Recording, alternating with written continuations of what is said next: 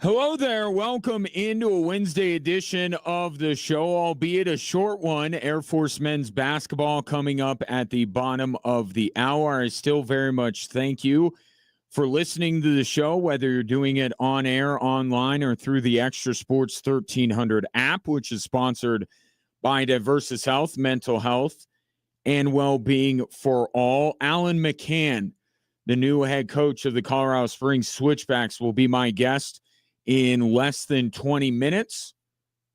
Get his thoughts on taking over the job and what fans can expect moving forward from our local soccer club. But I do want to begin with a Broncos-related item, and I got the last couple of days because basketball stuff has been a little bit screwy, but I did see a text come in yesterday that was something that was on my mind, so I'd like to bring it up.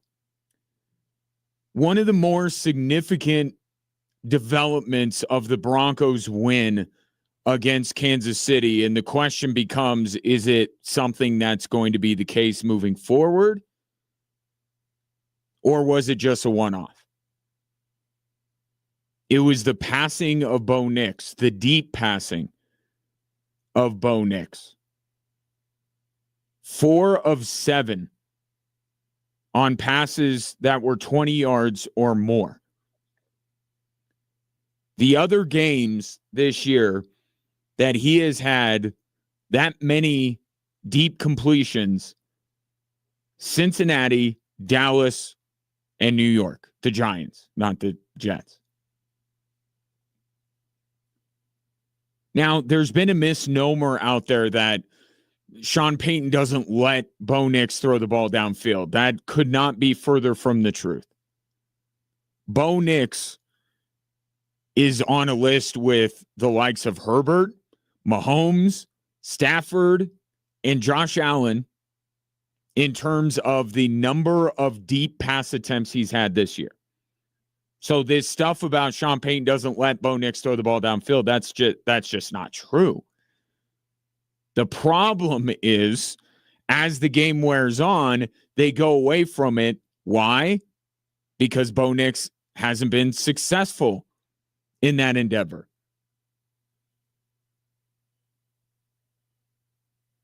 So he's not supposed to be hitting those long passes based on what he has been for most of the season, and he's especially not supposed to be hitting them against the Kansas City Chiefs.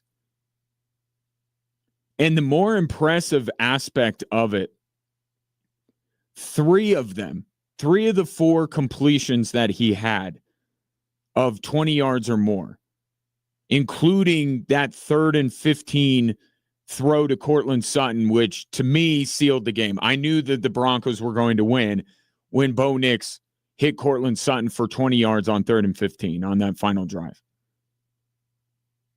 The more impressive aspect of it, 3 of those 4 completions were on obvious passing downs. Not only is it quite the revelation for Bo Nix to be that effective throwing the ball downfield, for him to be that effective against that defense in that game and doing it on downs where Kansas City knows the Broncos have to throw it downfield. That makes it even more impressive what we saw on Sunday. And they needed every one of them. They needed every one of them because the worst part of the Broncos' performance on Sunday is the fact that without J.K. Dobbins, they couldn't run the football. R.J. Harvey, 11 carries for 30 yards. Jaleel McLaughlin, 6 for 19. Now, maybe it's intentional, maybe it's circumstance, maybe it's personnel. We'll have to wait at least a couple of weeks for this emergence of R.J. Harvey that I think many people were planning for on Sunday. Didn't happen. Wasn't effective. And I think with Sean Payton, it's always a combination of the two. Part of it is he has to remind himself to run the ball. So he does tend to drift away from the run game as the game goes on, and then he locks back in on it in the fourth quarter because, as we have discussed ad nauseum week after week after week, in the fourth quarter, it's just do whatever you can to win the game. But I also think it's because they didn't have J.K. Dobbins. And maybe R.J. Harvey, despite all the bluster, despite all the praise, maybe wasn't quite ready to take that step and be that number one running back that J.K. Dobbins was. At least for now. At least in that game. And Bo Nix talked about how good it was that they got those chunk plays, given that they normally have to matriculate the ball down the field, especially with the run game. At times, I felt like today we just had timely third down execution, and we had timely plays that were explosive. And against a team like that, finding explosive plays is one of the best ways to get some confidence, get some juice, and have this belief that, you can do it. So, how was such a thing possible? One part, credit where credit's due, great play design. I mentioned the 3rd and 15 pass to Cortland Sutton. That was a great play design. And probably all of them were good play designs, but that one especially, Cortland Sutton was wide open. Okay, so that was not one that you say, wow, Bo Nix fit into a tight window there. No, Cortland Sutton didn't have a defender within 5 yards of him. So you have to give credit to Sean Payton for the design of some of these pass plays as part of the reason why they worked. But the bigger part of it, the line was exceptional on Sunday. They gave Bo Nix a clean pocket in 3/4 of his dropbacks. Clean pocket, 3/4 of his dropbacks. And we have seen with even the slightest bit of pressure, Bo Nix will start to get happy feet. He even sees a player in another jersey cross the line of scrimmage. He gets happy feet.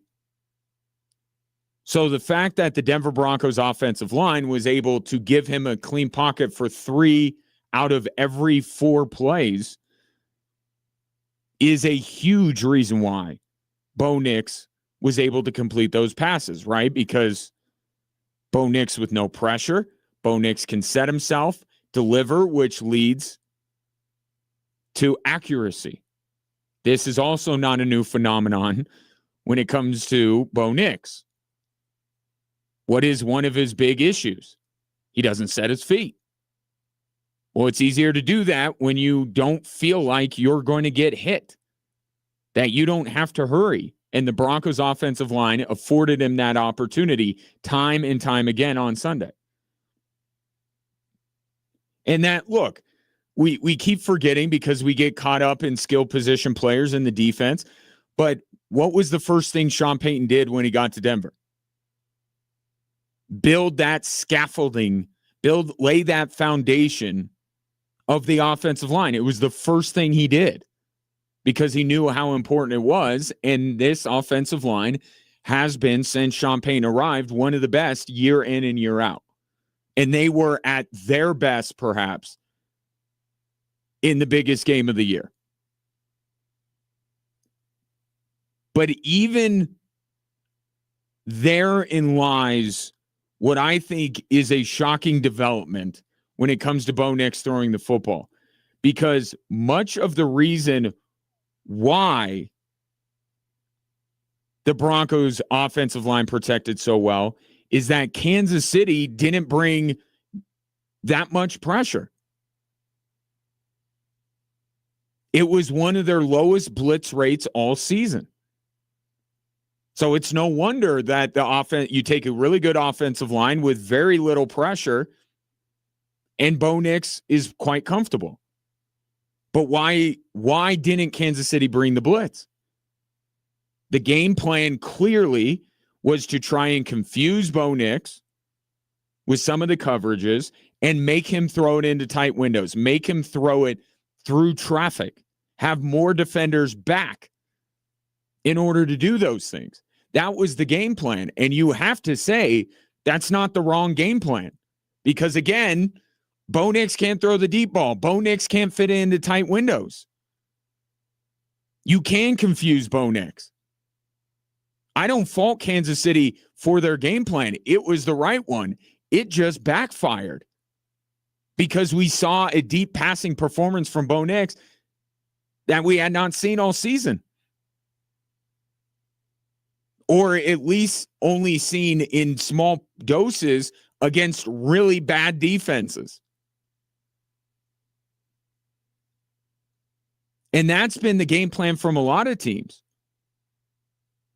Right? Make him throw it into tight windows, confuse him, and also with the respect that teams have for his escapability and running ability. You send more guys up the field, Bo Nix can run around them. So all of this makes sense, but it didn't work for Kansas City. So ultimately, the question moving forward is this. Is this a quarterback that's figuring out how to complete deep balls and is doing it more and more after he's attempted the 5th most deep passes in the league? That could be one. But I think it's something to watch. I can't sit here and say, oh, yeah, Bo Nix has just figured it out and just expect this to be him the rest of the way, because 2 of the teams, really 3, you like the pass rush of the Giants. You don't like the back end of their defense. Really, you look at the other 3 occasions when Bo Nix completed 4 or more deep passes, Bengals, Dallas, Giants. Those overall aren't good defenses.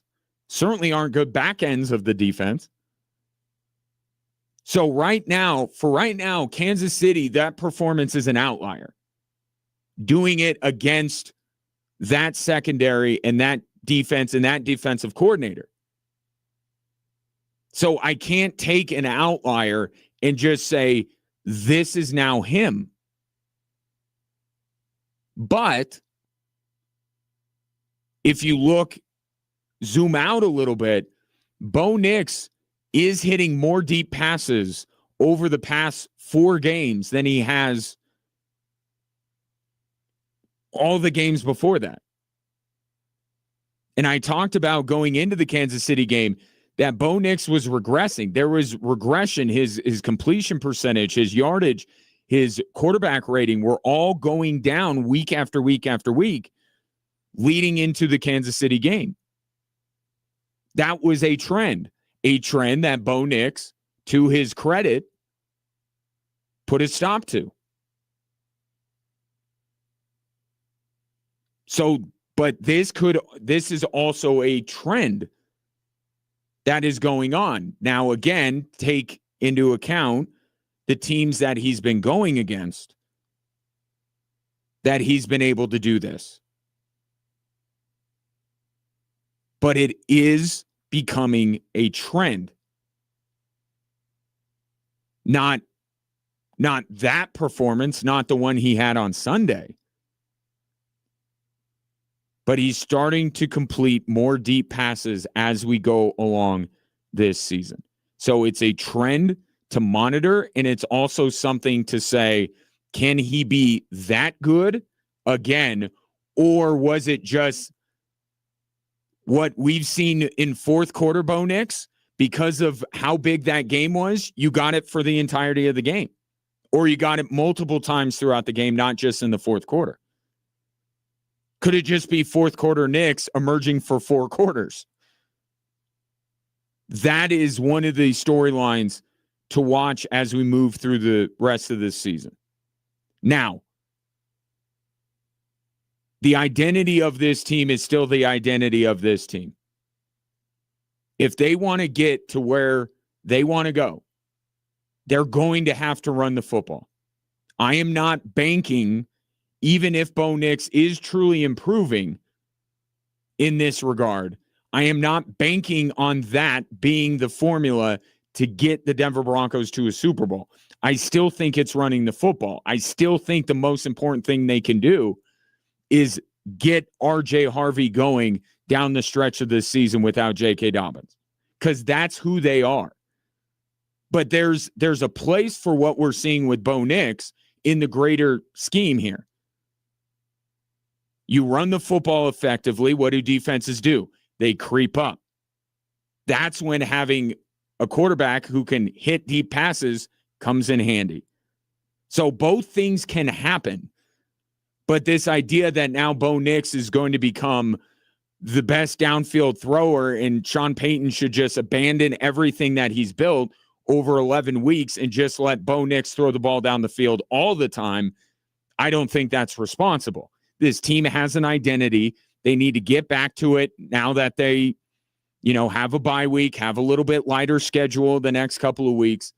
They need to run the football. But if Bo Nix can continue to hit more deep passes than he has at any point this season, that's another piece of the puzzle in place that makes the Denver Broncos that much more difficult to beat. Coming up next, the head coach of the Colorado Springs Switchbacks, Alan McCann.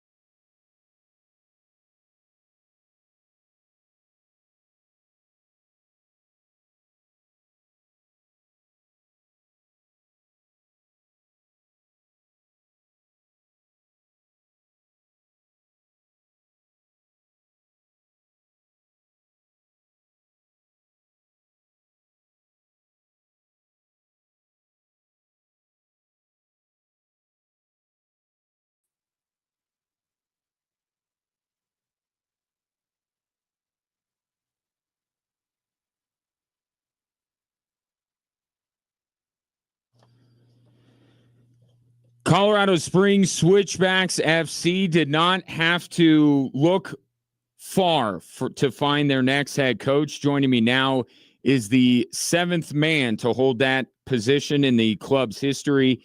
He is Alan McCann. Alan, first of all, congratulations. How many text messages or phone calls are you behind as people are congratulating you? Yeah, that number is just rising. Thanks very much for that. But that number is just rising, and I don't think I'll catch up anytime soon. Well, it's you got to catch up, Alan. You got to do it. You got to put in the work. But it does speak to how many people are excited for you to get this opportunity. I'm curious, kind of the range of emotions for you the last few weeks, because obviously you guys go down to Tulsa and fall there, have your season come to an end. Then the decision from the club to let Stephen Hogan and James Chambers go, two guys that you came to Colorado Springs with, and now you have the highest of highs being named the head coach. Has it been kind of a whirlwind over the last few weeks for you? Yeah, it's the exact way. It's a roller coaster. The Tulsa game, you're a save here or a save there away from going through, and look where Tulsa have gotten to so far, all the way to the final. So that's still kind of stuck in the stomach. And then that Tuesday morning when we were in there with the players, that was a bit of a grenade that went off. And now kind of trying to put all the pieces together in the meantime, and going through the process then with the club after saying they'd like to interview me to go through, and then them telling it's something that they're going to go forward with. So it's it's an absolute roller coaster, and you don't have your hands on the wheel at all throughout that roller coaster. But now we have to start putting pieces together for 26. You've been a head coach before. Anybody that I speak to speaks highly of you. Given your connection with James Chambers and Stephen Hogan, was there any thought from you that, maybe I don't want to take over for them? Maybe a change of scenery would be best for me. I think throughout the 2 years, both were always, and even when Brennan was here, Brennan had always said to the three of us, he had three head coaches sat on his bench. I think throughout the whole time, every single one of them was encouraging and exploring options if there was a chance to move on. So there's been a couple of looks here or there throughout all those years as an assistant, but nothing made sense at the time to move on because of the learning you could get here from every single one of those coaches, and every single one of those coaches gave you kind of different lessons throughout that. So yeah, it's a bittersweet thing, I don't think anything comes around perfectly in how you want it. And this of course is a huge opportunity, but still in how it's come about. And that's where that bittersweet feeling is coming from. So yeah, you're stuck in, you've one foot in one camp and one foot in the other. But you just have to take the opportunity with both hands. So what is it about this job in particular, setting aside, the feelings that you have towards your predecessor and guys that you had coached with for a number of years? What is it about this city and this club that to you ultimately made the decision that, if I'm going to be a head coach, I'm going to make that leap, it's going to be here in Colorado Springs? Well, straight away, the city in itself now is home for myself, my wife, and my son was born here. So that's a big thing. It's always going to be home for him. He's 6 months now in a few days. So we're going to always have an attachment to this city straight away. And I think that's very, very hard to come by. Not every city that you land in this profession is something that tugs on your heartstrings and you kind of are able to build roots and embed into. That's first and foremost. Secondly, I think the biggest piece for me in going through the interview process is exactly what when Brad put me through with the ownership group was a want moving forward and the principles that they're going to stand for and how they want it done. It's very much similar to what growing up in Ireland in inner city Dublin through there. Growing up in that, those values just match. There's no conversations we ever have to have about making someone align up to that. It's almost a natural partnership there, because you understand each other from a core value type of thing, the deep rooted type of thing. And I'll tell you, the big piece too, there's a fantastic core of players here that are returning.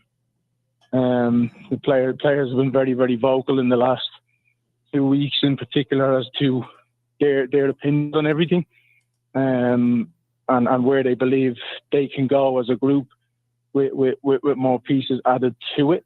Mm-hmm. That's also a factor, because you've got everybody driven together with one type of idea in the same building. So it's a kind of all-encompassing thing. Alan McCann, the newest head coach of Colorado Springs Switchbacks FC, my guest. You mentioned how your values and the club's values are aligned. What are a couple of those? What can fans, when they go to Widener Field coming up this spring and watch an Alan McCann coach team, what does that look like to them? What are those core values that you hinted at there? Well, internally, it's first and foremost, it's very, very clear in expectations. Let's say from me to a player. Let's say that's from players being able to talk directly to the president, to Brad. There's one message coming throughout, and everybody's actually buying into that. And those that aren't bought in or can't buy in, kind of, they're just not going to fit in, because there's a very, very clear identity, and holding each other internally accountable to that is going to be huge, because then that helps us on the field. And I think on the field, which every single previous coach since my time here has explained, the fans have to resonate with what they see on the field. They have to be able to relate to, let's say, I think, which is why they love Juan Tejada. Mm-hmm. Juan Tejada will never, ever give up on a soccer field. He'll give you moments of magic. And honestly, that kind of sums this city up.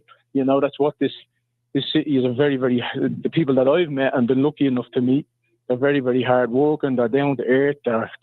They want to be challenged, and they want to be tested, and they've all got a sprinkle of magic too.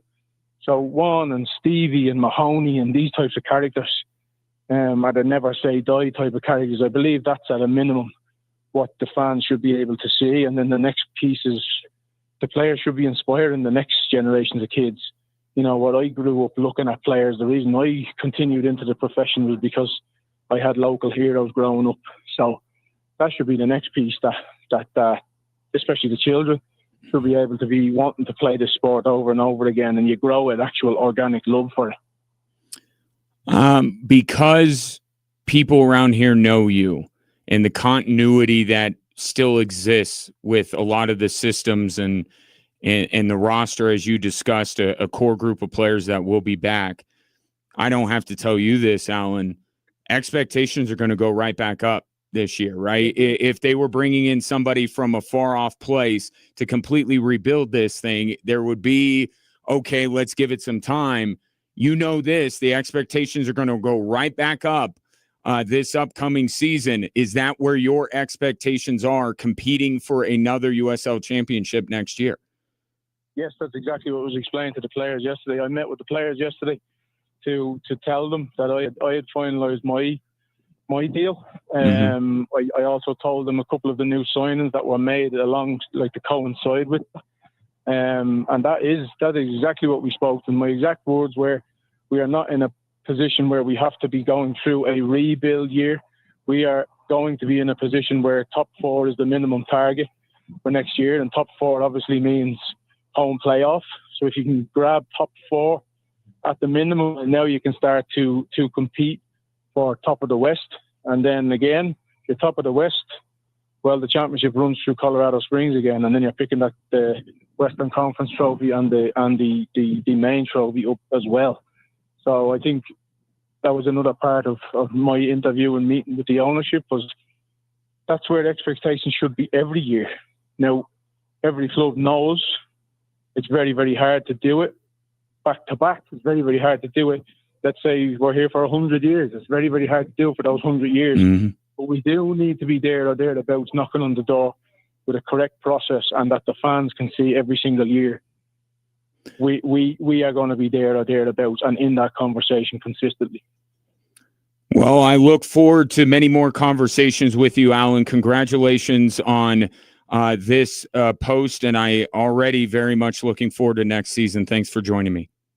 Thanks very much, Ryan. Appreciate it. Yep, that is Alan McCann, the new head coach of Colorado Springs Switchbacks FC. That will be it for the show. We'll post that interview online. Coming up next, Air Force basketball here on Extra Sports 1300.